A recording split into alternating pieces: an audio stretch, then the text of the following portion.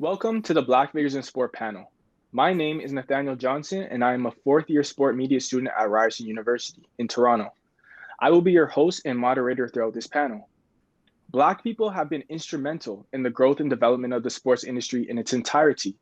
It's crazy to think that just around 75 years ago, Black athletes were segregated into different sports leagues altogether.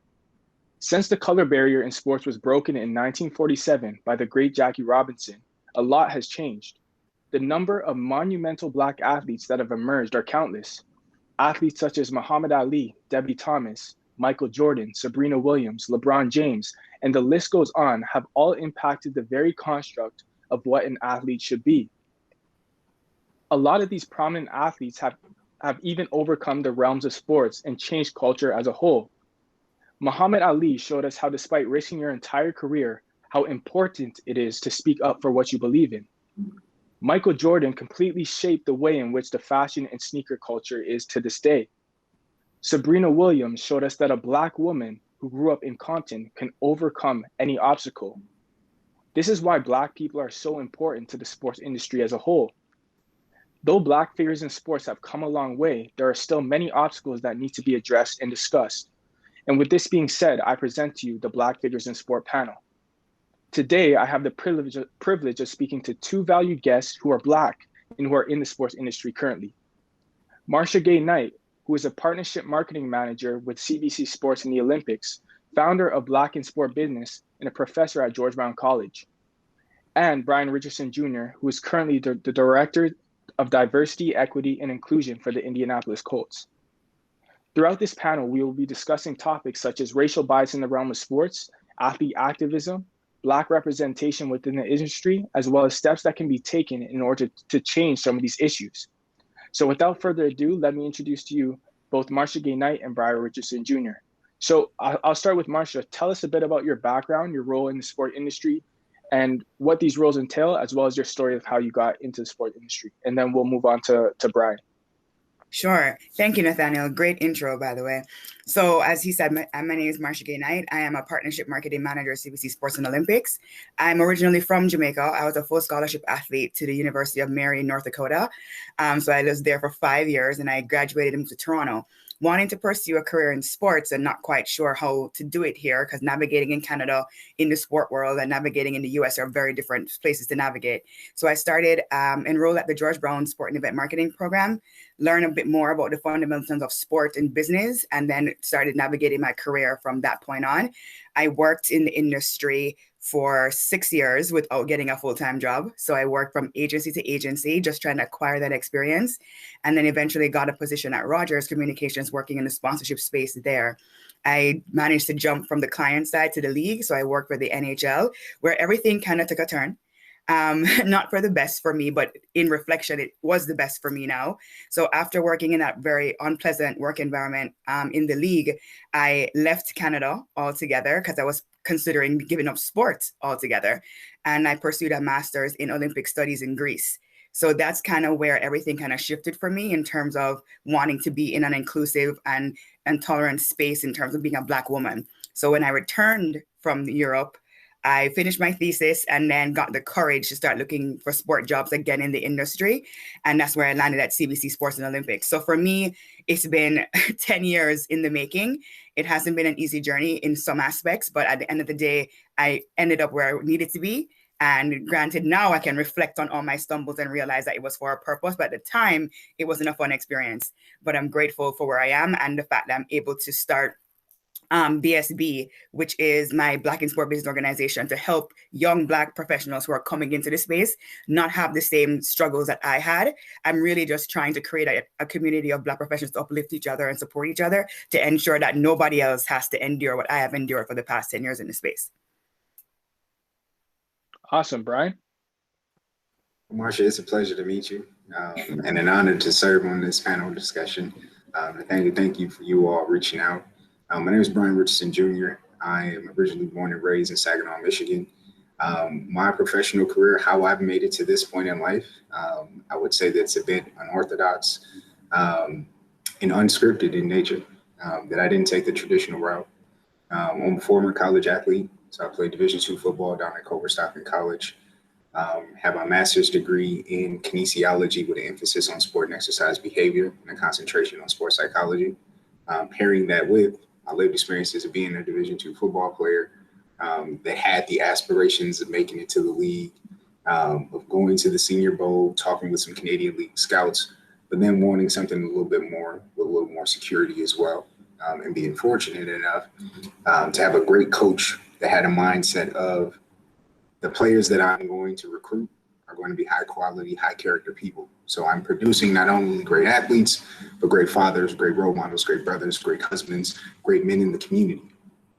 And during your time here with us, you'll not only be able to perform on the field, but I want you to take full on responsibility for your own college experience and know that you can be more than an athlete. So having a coach introduce me to, collegiate sports at that level, with the understanding that I can have an identity outside of sports. For me, that was the first time I'd heard that I performed really well academically. That part of my recruiting process was because I was such a strong college academic student. But then I would also have an opportunity to be engaged in campus life, creating new clubs, reestablishing Kappa Alpha Psi on my fraternity, on my campus, becoming an RA, becoming the president of Black Student Union, being involved with student government, wearing all of these different hats where you can't just put me in one box and say, hey, he's just another athlete. More than that. So then to take that mindset and to have that moment of, or do you go down the route of trying to chase professional sports, or have you seen that played out? I've had the privilege of having two older cousins who had a chance to make it to the NFL, and both of which their careers were over before the preseason started. So for me, kind of living vicariously through them and seeing, what does that next step look like? What's that next stage after sports? And how quickly that dream can end. So you work your entire life to make it to this point, but then what happens once you make it there and it's taken away? So for me, I wanted something with a little more security, a little more stability, pursued a graduate degree. And my first professional role outside of my graduate program was actually working in higher education as a hall director. So nothing to do with sports, but it was a great learning situation and experience and something that would help me establish a solid foundation moving forward, of introducing me to the world of DEI, diversity, equity, and inclusion. It would be in that position where I would learn how to interact with different individuals and have difficult conversations and tailor the messaging, tailor the tone, tailor the content of the conversation itself to be suitable to where we're entering into these types of conversations, because everyone's starting at different starting points. There are those who already understand why we are doing these things, why the situations are happening, the language in the field, how to articulate the experiences and the action steps. So I got to work with them. I got to work with the people who are a little hesitant, where I see what you're doing. I see a value in this, but I don't know how to say these things. I don't know where to start. I don't want to make a mistake. I've tried before and I've made mistakes, so now I'm just hesitant. I don't know where to do, where to start, right? And then you also have those who may not be exposed to these conversations for whatever reason, and even those who are completely disengaged with these conversations. So as a professional, it was important for me to learn how to navigate that landscape, where what moving forward looks like, and utilizing my current institutions and organizations as a vehicle for change, that in change, in the progress of change, in the journey of change, in the marathon of change, I'm going to need every single person to jump into this vehicle. So regardless where you're entering from, I need you to see a value in these conversations and how you play a role in creating these equitable spaces, in creating these more inclusive spaces, in embracing and celebrating and championing diversity as a whole. So I started off in higher ed. I started at a small school in Ohio, moved forward, started working at a Research One institution at Indiana University, came on as an assistant director for the School of Public Health, and then would transition into the School for Public and Environmental Affairs, where I would be the inaugural director for diversity there, creating new policies, diversifying the curriculum, supporting recruitment and retention, providing cultural competency trainings for faculty, staff, and students, engaging with the alumni in the community. And then 2020 would have an opportunity to apply for the role here with Indianapolis Colts. And I'll make the jump from higher ed to the sports industry. So a roundabout way to say, hey, if you are doing the work, um, opportunities will find you, and when they come out, make sure that you're ready. So for me, I see this job and this role as, you know, a dream that I never dreamt, but something that I've been working for my entire life, of creating new policies, of having difficult conversations, of establishing now for this time over my third diversity office from scratch.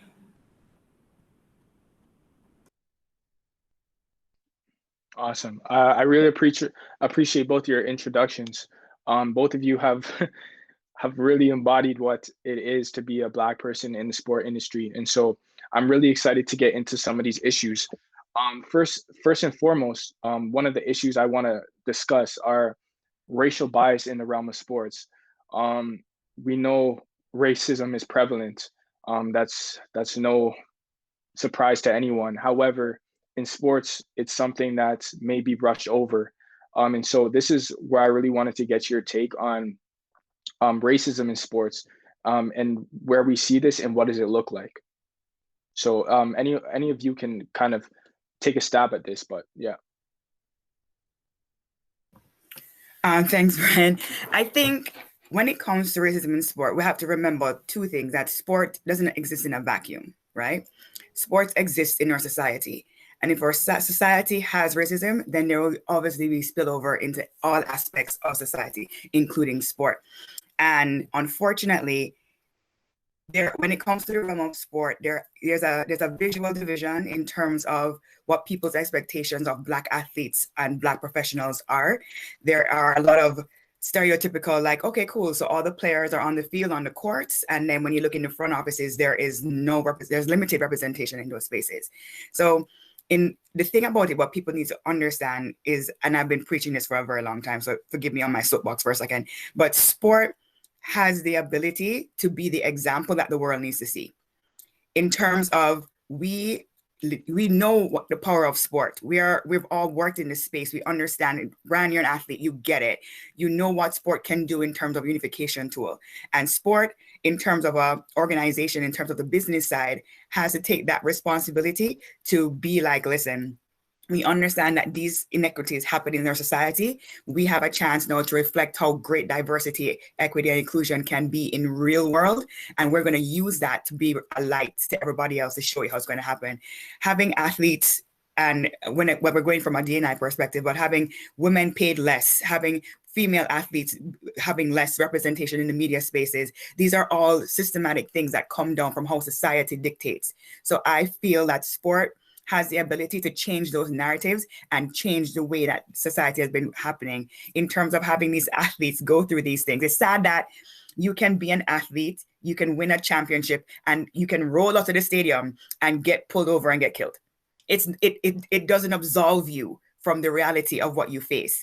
So I think a lot of it has to do with sport organizations, sport entities, sport federations taking a stock and taking a stand to say, listen, our athletes are our core. You can't have sport without the athletes, and they are the ones who are facing these inequities every day.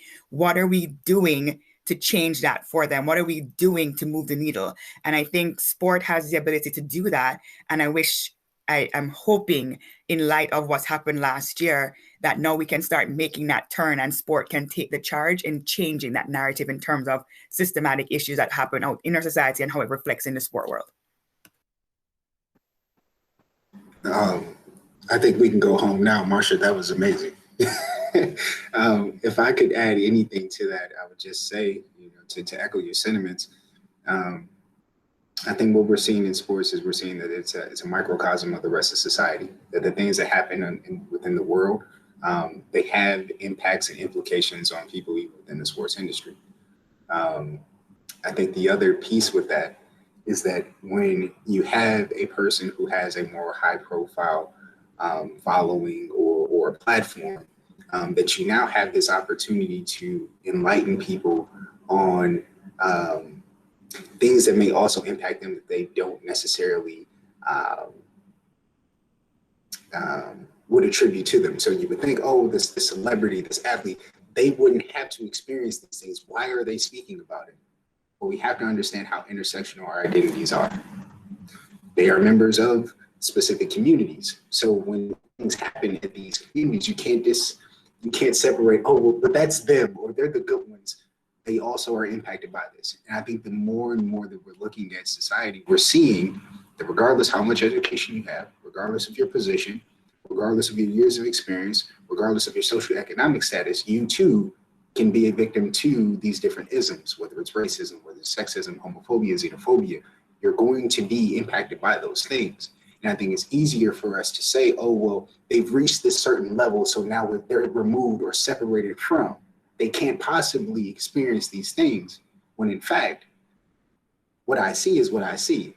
Before I understand who you are or your abilities, my brain is telling me a limited story of who you are and your capabilities, right? And even those who have reached these certain levels of what we may deem to be unattainable, they too feel the ripples from this. It could be either directly, or it could be members in their family or people that they're closely connected to, right?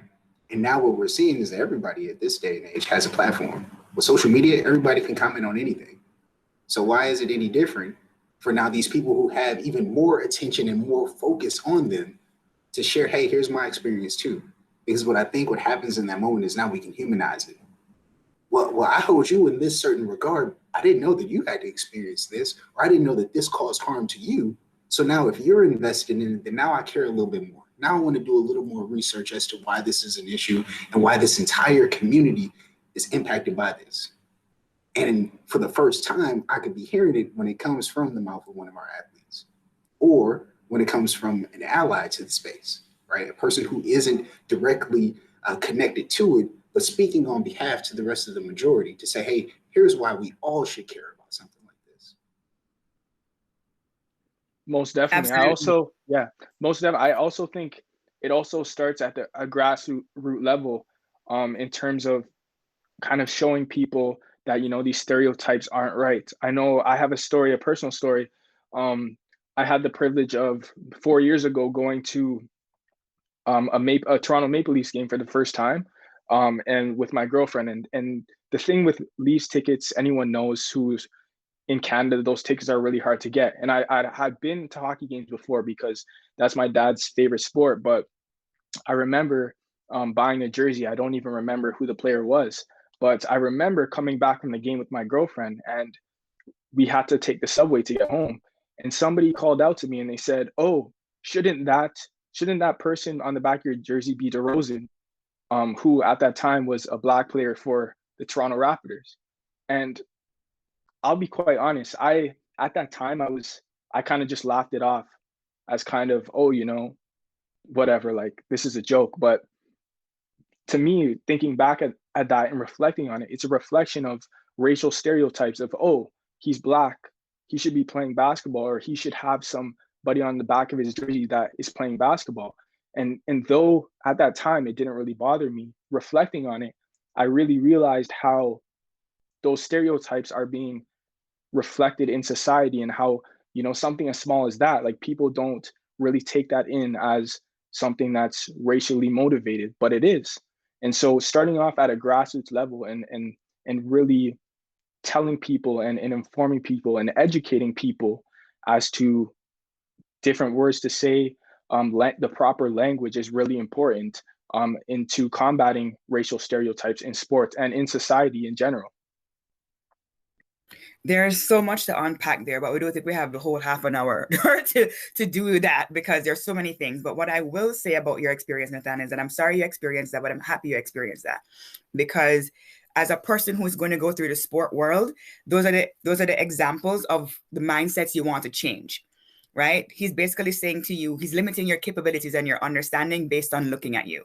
Right? He's assuming that because you're a Black male, you would have no understanding, appreciation, or on how to play hockey or whatever the hockey world is, which is false. Which is why programs like HDA, Hockey Diversity Alliance, are pushing the narrative to give people an understanding that hockey is not primarily for white people. Hockey is a sport that should be diverse, and pushing the needle on those kind of narratives, because them limiting you by who you are based on how they look at you speaks a lot of how they think of their sport, right? So now we have to get, it's or like I said, the sport organization, it's their responsibility to showcase that diversity goes from not just the player level, but to all levels, the fan levels, because that's how we change the narrative. And that's how we begin to kind of like shift the argument from, oh, that guy appreciates hockey, he's a good dude, versus, shouldn't you be wearing a DeMar DeRozan? No, sports is not limited by race. If you appreciate something and you like something, then that's it. And I think you also said a word too of, in those situations, education is important, right? Having language to put with those experiences. I mean, what you encounter, those are microaggressions, right? So how can I explain to someone what this feeling feels like for me if I don't have the words, or if I can call it out for what it is, right? They saw you put certain expectations or limitations on you and said that you couldn't possibly do these things. Now, some may hear that and say, oh, well, what's wrong with them saying, well, shouldn't this be, that could have came from a good place, right? The way microaggressions happens, right, is that there is complexities to the word itself. There are micro invalidations, where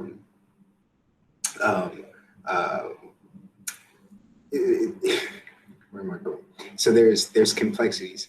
There's micro invalidations, micro assaults, right? So what you saw was, this person saying, hey, I don't think, because I haven't seen people that look like you identify within this particular sport. So I'm not meaning this to be offensive, but saying, hey, this seems odd to me, right? What you experienced was a disposition by this other person. That's not on you, right? But now to say, hey, that didn't feel right, or that didn't come off as a compliment for me. Let me show you now why I have this appreciation, or why I belong to be in this field, why I belong to be in this sport, right? And I think once we can educate people more on, whether we're talking about impact versus intent, I mean, your impact or your intentions does not matter, because how it impacted you, right? That's a mirror that you'll have to carry on, right? And I think the more that we can do to educate ourselves, but at the same time, create more opportunities for other people to educate themselves, as opposed to going to the person who's been impacted by the term and say, hey, well, why are you so upset when I say these things, right?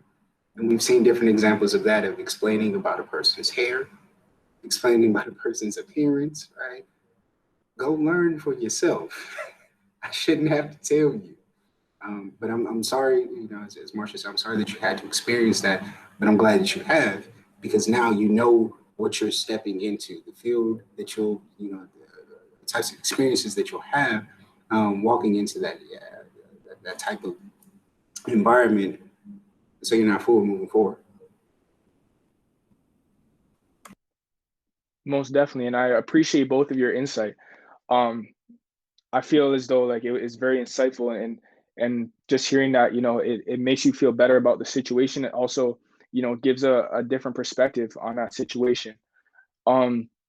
So with that being said, we could talk about that all day, but just moving forward into another aspect of this panel that I want to discuss is over the last couple of years, and even especially 2020 as a whole, we really saw the racial climate, especially in the United States, seep into sports. And a lot of athletes have really spoken up about some of these racial issues. We saw Colin Kaepernick years back really act as a catalyst for this movement. And we've seen not only the backlash in which he's faced, but also his actions coming at the expense of his football career. With that being said, do you feel as though it's important for athletes to speak up on both racial issues, social issues, and political issues? Go ahead, Brian. You should go first. Yeah, I think it's important. That if you have a voice, if you have experience, it's important to articulate those things. I think it takes one person to start a movement. And I think what Colin did, he was willing to be that person that brings the attention to, right? That his actions cause a lot of discomfort because it was against the norm. That we typically don't see things change until people are made uncomfortable.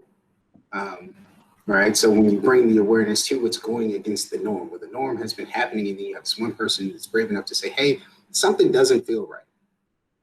I want to do something about this. I want to bring awareness to it so we can start the conversation, so we can start to see change. And then you start to see that ripple effect where one person does something, then another person joins in, then another person joins in, and then it bleeds out outside of sport. And now it's in all these other areas. And people are having the conversations. So I think it's important because if we don't talk about it, it's easy to say, well, there is no problem. There are no issues here, right? And it typically takes that one person to say, hey, maybe we should do something or say something about this, or this doesn't feel right, right? Being that person that's willing to either step into that uncomfortable arena or to take that backlash that's going to come with going against the norm. So I think it's very important. It's very necessary. And it's also important to live in your truth. That if something doesn't feel right to you, you are entitled to your experiences. You know how things feel. And just because another person may have not had those lived experiences or see the value in discussing these things or why you're doing or why you're pushing for your different cause, it is important for you to walk in your truth and live your truth. And that's going to be accepted by some and hated by many, right? But at the end of the day, what are you willing to live with? Do you live in your truth, or do you allow yourself to stay silent out of fear, right? So recognizing that it's not always going to be welcome, it's not always going to be supported, it's not always going to be popular. You just share your thoughts or your experiences, or to speak up when you feel like you're wrong. And I think we're seeing, like I said, it took one person to do that. There are other movements that have also started, right? More people are starting to feel comfortable and confident in naming these things and their experiences and saying, hey, enough's enough. I'm tired. These things that are happening are not right. And again, I have to point out how intersectional all these conversations are, right? That, in the words of Dr. King, an injustice to one is an injustice to all. So if one of my brothers and sisters or my siblings are experiencing something, then I should be just as frustrated, even if I'm a member of that particular group or not. Because this is an issue that we all are impacted by. And, my last saying is that, if you invest in the most marginalized groups or the most disenfranchised groups, then everyone actually stands to benefit from those things. And I think that too comes along with that education piece, because some will think, oh, well, why are we shifting resources, or why are we only talking about this group here? We're not understanding how compacted and how multiplicity these conversations are. Of here are the implications that everyone will actually gain from focusing on these systematic issues, as opposed to the things that we see on the surface, which are the visible differences that we have. Agreed, Brian. Thanks for sharing that. I'm going to go back to one of Brian's points from earlier, where he said, your ascension in sport, let's focus on sport for now. Your ascension in sport does not absolve you from societal issues. And when we look at examples like LeBron does not get exempt from him moving to LA and them spray painting the N-word on his gate. LeBron does not get exempt from people jumping in his DMs and saying all kind of slanderous things because he's LeBron. He's still a Black man first and foremost. And regardless of how much money he earns, how much money Nike gives him, how many endorsements he is, whatever him being an amazing, outstanding athlete, regardless of all the things he does, he still has opportunity to get treated poorly because of the color of his skin. When we look at situations like Masai Ujiri, who was just trying to go down to the court in his good Tom Ford suit. This man is the one who engineered and orchestrated the first championship for the city, and he's just trying to get his shine on. He is met with that. And what people fail to understand is that when they want athletes to sit down and be quiet, they're doing an injustice not only to themselves, but for everybody else who can't speak. Athletes have a platform that nobody else has. When Tommy Smith and John Carlos got up there in the Olympics, which I'm going to have a different point of view on regarding Rule 50, but we can get into that another time. When they got up on that podium and made that clear, up to now, we're still talking about it. Why? Because the same issues that they were fighting against are the same issues that we're highlighting. So when people say athletes should be quiet and go sit somewhere, it aggravates my soul, as you can tell, because athletes are experiencing the same things that we everyday people are experiencing to whatever extent it might be. And they're the ones who are being seen. They're the ones who have access. They're the ones who have resources. And they're the ones that can help push the needle so people behind them can get benefit from that. So I think when people try to give them the opportunities, be like, well, but you're here now. Does it really matter? Yes, it does. Because when my son is not with me, for example, I don't have kids, but let's say, for example, if I'm Masai or Jerry and my son is not with me, they don't know who my son is. Bill de Blasio does not, when Bill de Blasio's black son goes outside, they don't know who he is. And that's the reason why it's so important for them to make the changes, because it impacts everybody in their range. And so as athletes, I think, I don't want to impose anything, but I think they have a responsibility to speak for the voiceless. They have a responsibility to mobilize resources that we don't have access to. They are now on a side to enlighten people who were, like Brian said, who were absolved from this reality, and have them join the fight. They have access to those resources that regular people don't. And it should be somewhat their, I hate to say this, but responsibility to do more, because they can, in order to affect the change that we all desire to see. Yeah, I definitely agree with both of your points. And the thing for me is, what appalls me is kind of the hypocrisy and the irony, how Black athletes in particular are expected to be put on this standard and be model citizens and, help out the community, and rightfully so, right? However, once they go against the norm and want to speak up against issues within the world, they're faced with backlash. We saw the whole thing with shut up and dribble.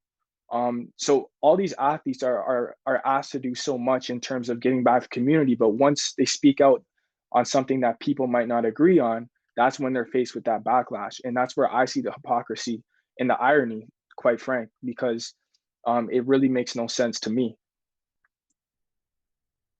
It's just the white fragility, Nathaniel. Like, the minute you start to rock their boat is a problem. So they expect you to be in a certain position. Like, let me not try and be disrespectful. They're basically like, we've given you this opportunity. We've given you millions of dollars. Now all you have to do is just be quiet and say nothing, right? Because the minute you say something, it reflects on my inaccountability to make your life better, right? And they're trying to absolve themselves of that guilt. The reason, and the saying, a hit dog will holler.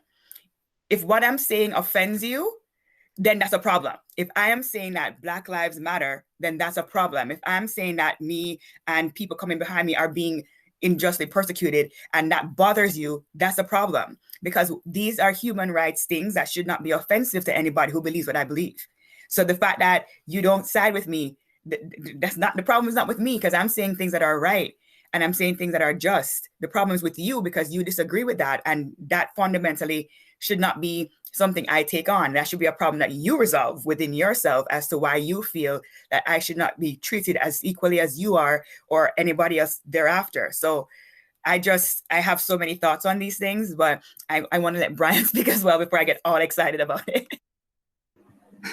I think that the other thing that's worth pointing out in this conversation is the evolution of the athlete itself, right? That before, there weren't a lot of outspoken. I mean, you had a few examples that would pop up and they were willing to take the criticism. They were willing to lose the endorsements. But there was that culture of, well, we're not going to speak on these things. But now we're seeing more and more are starting to voice their concerns because they understand that platform that they have. They understand the added attention and the different touch points, right? So now my salary isn't just based on this team. There are all these outside entities where me speaking out, that it won't necessarily impact my bag, right? That there were other people who will continue to invest in me because I'm willing to take a stand. So I think that that's where we're always also seeing the evolution of the athlete, of them finding their voice, reclaiming their voice, and sharing their thoughts and being willing to face the scrutiny that may come with it. Because again, it's not always going to be popular or accepted to speak up for things that you believe in. But that courage that they show, I mean, that can start a lot. right? That can inspire the person who, if I'm working my regular 9 to 5, it may not be comfortable, or I may not have the positionality to voice my concerns, right? So I could be experiencing this, may not have the language to put with what I'm going through. But if I see another person who's high profile and they're calling it out and they're experiencing the same things that I am, then now I may feel a little more encouraged to speak up, because I see the change that can happen when we speak. Or I could find others who may be in a position to articulate my experience and have the comfort of being able to speak out that I don't have. So therefore, again, if we aren't talking about it, if no one says anything, it's easy to say there are no issues. So that's why I think it's important to speak up, but also recognizing that not everybody has the privilege to speak up.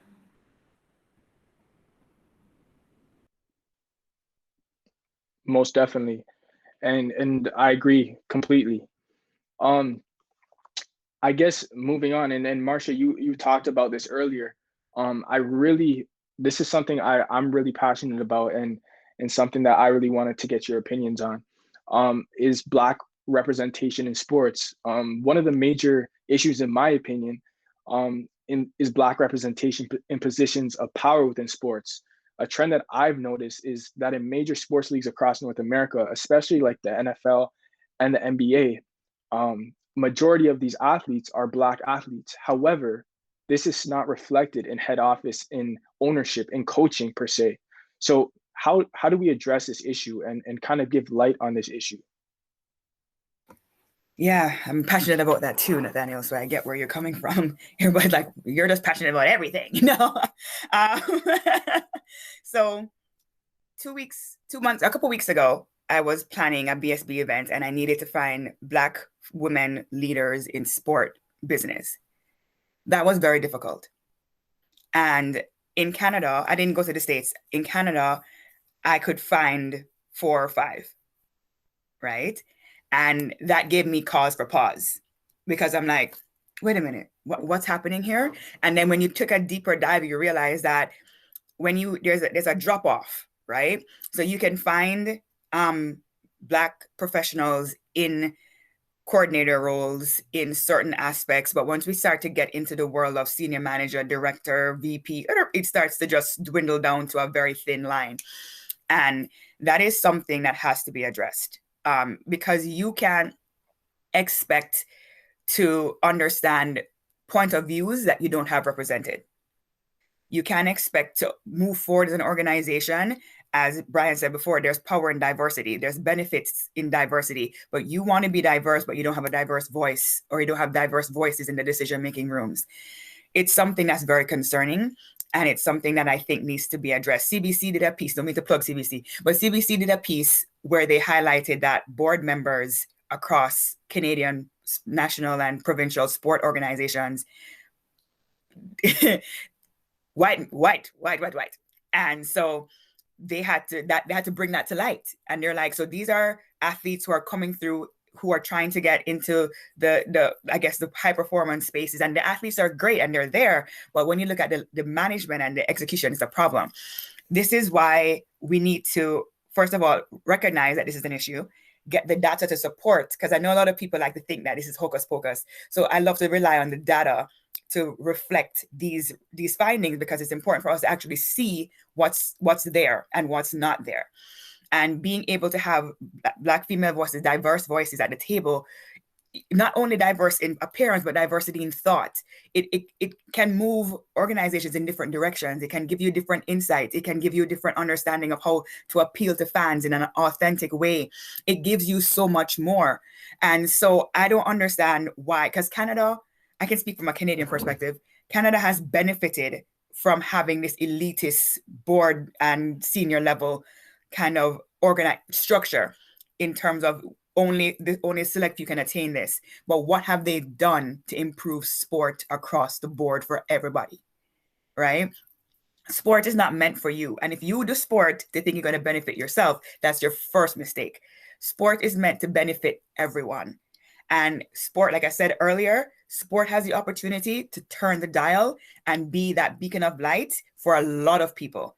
And if sport does not do this, it would have done itself a huge disservice, because fans and audiences can see and call your BS.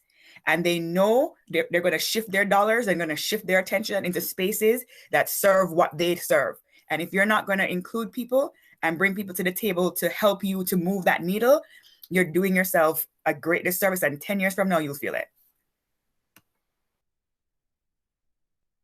So I would also add, will echo, representation is important and it matters, right?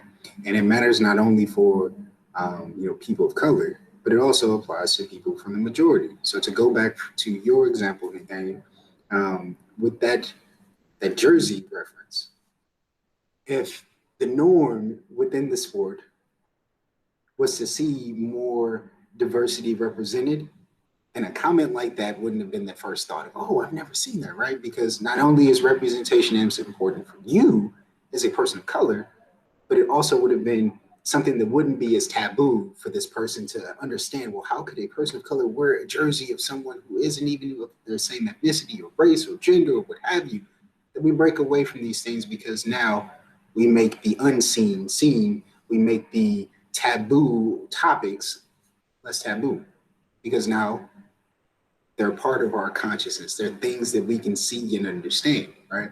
So when you increase representation, it now demystifies these different positions of, oh, well, you're the first woman to do this, or you're the first Black person to do this, or you're the first Latinx person to do these things. It's where we really could shift into the conversation of when they're trying to fill positions, the easiest thing to say is, oh, well, they weren't the right fit. We're looking for the right fit. Okay, well, let's unpack that, right? So I had a conversation with folks, I was doing some consulting, and they were talking about recruitment and retention. And in the room, there are 8 white men and myself. And I instantly asked, are there any women who are going to join the conversation or any people of color? The faces in the room were, oh my gosh. Not because I brought up race or gender, but more so that wasn't a factor that they had to think about before, right? So making the unconscious conscious, now putting that out there. Now they're like, wow, we never thought about it. Not to say that they're bad people because they've never thought about it, but they've never had to think about these things, right?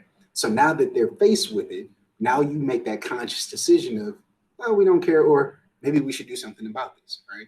So that opened the door to have a deeper dive into the conversation. So we're actively looking for who's in the room and who's not, right? So now we're recognizing what voices and experiences aren't represented here that we could potentially be missing out on. So in the realm of sports, how can we better connect with these different demographics? Well, if we don't have those demographics in the room, then how are we, even if it's in best faith, how can we say that we've done all that we can to impact these communities?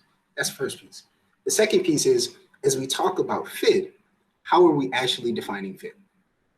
So I asked that question and I went around the room and got 8 different definitions of fit. I said, well, this is great because now it's making the unconscious conscious. We don't have a shared understanding of what fit is. We're all applying what the definition of fit is from our own internal biases. So that opens the door to say, well, let's take a critical assessment of these actual makeups of the different departments. Who's represented and who's not. And you can start to see a certain profile, right? Now, what you can measure, and it says you can change. If we didn't know, then how can I act on something that we never had to think about before? Making the unconscious conscious. So now that they saw that, they say, okay, well, we want to do something about it. We want to change. That's great because there's want to, and then there's action to do it. So then they say, okay, well, how are we going to develop a plan to actually do it? So you got to go out and look for it. It's easy to say, oh, there are no people of fill in the blank of these different identities within our vicinity. And we're getting the best person anyway. How can you say that you're actually getting the best if your field and your candidate pool all look a certain way? So you have to go out. You have to do the extra work. And I think that that's a part of this conversation too, if people want the quick and easy. I don't want to have to do the extra work. In the areas of diversity, equity, and inclusion, this is a marathon. You're going to have to do that extra work. You're going to have to take a commitment. You're going to have to make the commitment. You're going to have to take some steps and then take another step and then stumble along the way because you will make mistakes, but then get up and then keep doing it. You can't just say, oh, well, we tried once. We went to this recruiting fair for women specifically or people of color, but nothing came of it. So we tried. Well, nothing's going to change until you make the commitment to do it. So I think once we continue to make that commitment, then we'll see that investment in representation, and then we'll demystify the fact of seeing a person of color or a woman in prominent positions, how that'll be beneficial for those particular groups, but then also people who aren't associated with those groups. I think that perfectly segues into our last section on how can we really start to change these issues and take steps to providing Black people with opportunities. One of the points that you brought up earlier, Brian, was that, especially in your introduction, was understanding that you could be more than an athlete. I find that a lot of Black people are kind of given one ultimatum and one career path of, if I want to be in sports, I have to be an athlete. And we know, and you guys know especially, that that's not true. So how do we make this known? How do we change some of these issues? How do we educate young Black people that, you know, there's opportunities outside of just being an athlete in sports? You know, there's opportunities of, you know, being a diversity, equity, and inclusion director, for being a business owner in the sports industry. How do we make this known? Oh, if you let me start, I'll get on my soapbox first. I think so. There's several points, several components that enter into that conversation. I look at the pipelines. I look at existing policies. I think about doing an assessment of existing policies and procedures that create inequities within the systems themselves, right? Have we done a critical analysis of where we are, what the workplace culture is, what the climate is now, before we just try to bring more people that visibly look different into the space, right? That it doesn't have to be or either or situation of, do we bring in more or do we establish? It can be a both and.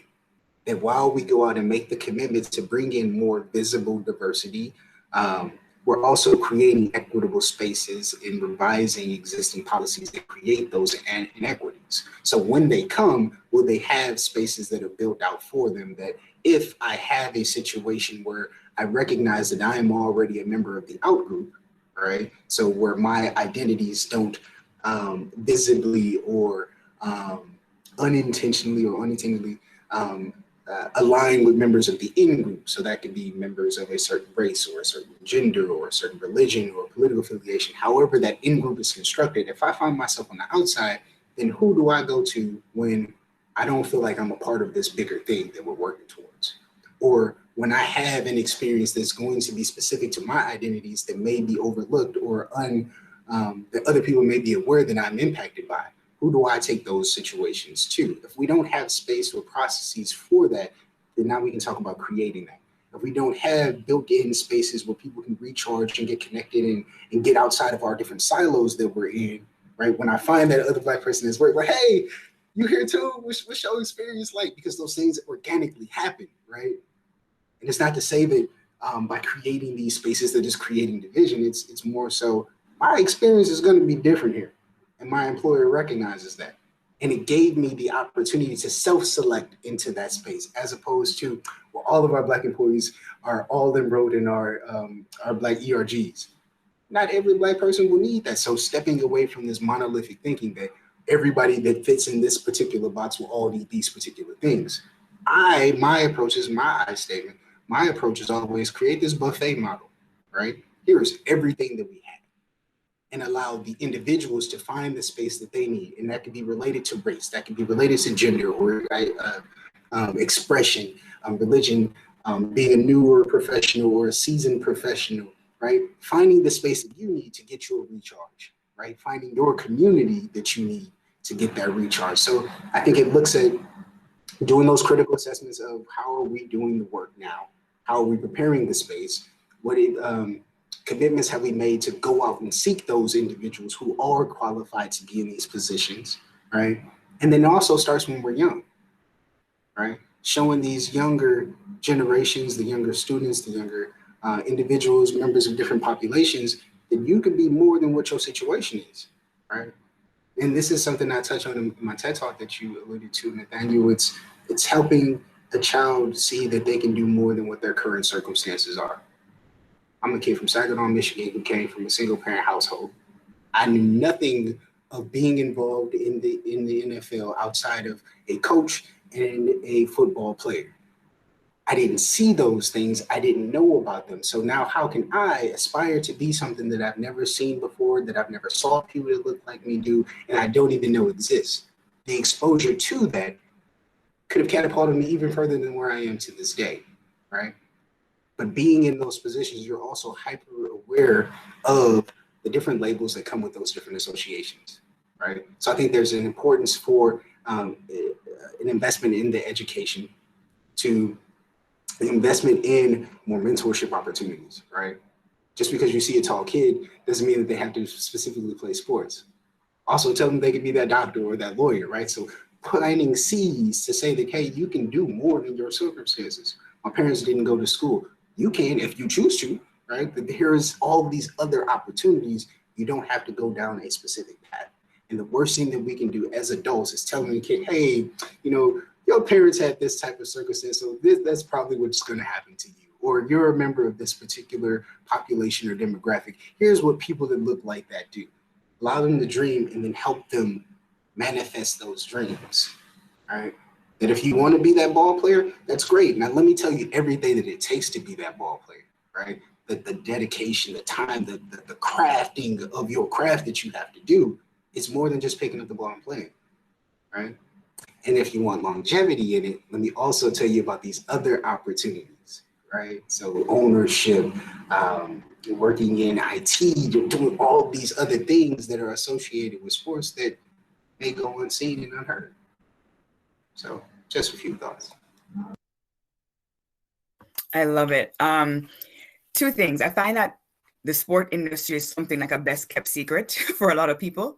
A lot of people don't know how deep these trenches are in terms of, I was a former athlete, D2 like Brian, and I would only think of being able to work, I don't know, in a sales position to sell tickets after you graduate. You don't think about the other aspects of it. Knowledge is power, and representation matters in these two sectors, because you have to be able to, because I didn't know what I could do. If I didn't go to George Brown and gain that extra year of education and understand how much deeper this hole goes, I couldn't have done it. And then now I teach in that program, because now I understand that, listen, this is way deeper. And my class, I tell them that you think you know, but you have no idea. So it's my job now to go play it forward and be like, I am now educating you on things I did not know. And I think knowledge sharing is crucial in these spaces, because sometimes we like to feel like we have something for ourselves, but we're not benefiting anybody else by keeping it to ourselves. Knowledge is meant to be shared. So to Brian's point, seeing the young people and letting them know that, yo, listen, being an athlete is fantastic. And if that's what you want to do, yes, but you also need to understand how you can pivot worst case scenario. How can you leverage your experience as an athlete to get into a space where you still want to be in sport and still want to be successful? There's sports media, there's sports partnerships, there's sports front office, there are all these different, there's like you said, a buffet of opportunities. But if you don't know, you don't know how to get there. Giving them the chance to see people who look like them do these things, which is why, another BSB plug, which is why BSB is so important, because we need to know that people like us can do these things.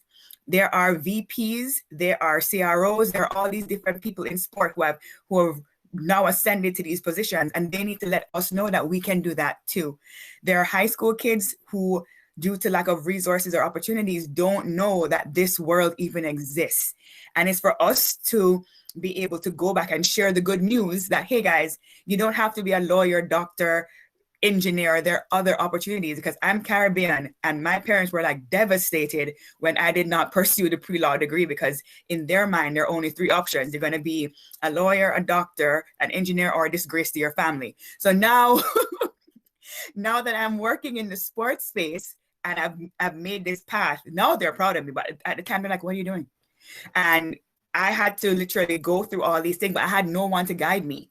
I had no mentorship. I had people I could touch base with, but I just felt alone. And a lot of students going through it feel that. So again, it's our job to make sure that we save them the pitfalls, because if we keep starting at zero, we'll never go anywhere. We have to build on each other. So knowledge sharing, representation, and being able to share the good news of how great the sport industry is and why it's a great place to be, especially as an athlete, how you can cultivate your skills and transfer it, I think are the ways in order to move forward. I agree. I think for me, as I kind of had a different experience from you two, in the sense that I wasn't I wasn't the greatest athlete. I played basketball and volleyball throughout high school, but it was never really an attainable goal for me to make it to a D1 or D2 program. However, sports has always been a passion of mine. So for me, I actually really took the time myself to do that research. And it was not till last minute that I actually applied to the program I'm in now, which is sport media at Ryerson. And even so, my interests are not really in the media, and it's changed from where it was before, and now have gone into sports management and sport business. And so kind of, and I'm not saying accessing this information was hard, but making it easier for the everyday person to do so. I know for me, if I hadn't done the research, or if I didn't even know a sport media or a sport management program existed. That's something that was never brought up to me, and or made known to me. So when I found that, I was excited, and I was just like, wow, like this is actually a thing, and this is actually a program in which I could pursue. So I guess maybe making those programs and also making them more accessible in schools, um, kind of making it as an option for you to take as a career path. So I know in high school and stuff, you're given the basic, like you said, become an engineer, doctor, all that stuff. But kind of educating kids that sports is an option just outside of being an athlete. All Yeah, right. totally, Nathaniel. I agree with that. All right. So with that being said, I think we could we could go on for hours talking about these topics, to be honest. But unfortunately, we're constrained by time. So with that being said, that's all for the Black Fears in Sport panel. Today we talked about some of the many issues that Black people in sports face. We talked about some of the racial stereotypes still prevalent in today's society, Black athletes and player activism, Black representation in sports, and how to make opportunities in the sports industry more accessible for Black people and just people in general. First and foremost, I'd like to give a huge thanks to both you and both Marcia and Brian for taking the time out of your days to participate in this. Your insight was outstanding, and I personally learned a lot. And I hope today, as a listener, you've learned something as well from this panel. Nonetheless, thank you very much for joining us, and have a great rest of the day.